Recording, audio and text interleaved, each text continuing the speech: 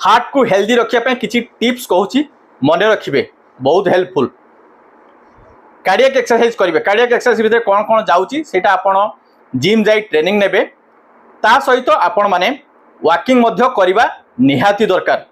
प्रतिदिन 5000 रु 10000 स्टेप आपण चलिए हार्ट पाई निहाती इंपोर्टेंट। स्विमिंग एडिशनल करेंगे, साइक्लिंग एडिशनल करेंगे, स्पाइसी फूड नेबे नहीं, जंक फूड नेबे नहीं, एडिशनल सॉल्ट जोटा खाद्य पड़ुची तैयारी कि सेतक नेबे ताठू एक्स्ट्रा सॉल्ट आपण खाइबे नहीं। स्ट्रेस फ्री लाइफ मेंटेन करेंगे। आउ स्लीप इज मोस्ट इंपोर्टेंट। प्रतिदिन 6 रु 8 घंटा निहाती शुइबे without any disturbance. Screen timing कमेबे एवं एंटीऑक्सीडेंट रिच डाइट नेबे। ग्रीन लिफी वेजिटेबल जेते पारिबे नेबे। आउ डाक्तर परामर्श नेबे। यह कले आपनको हार्ट हेल्दी रहिबो। Thank you.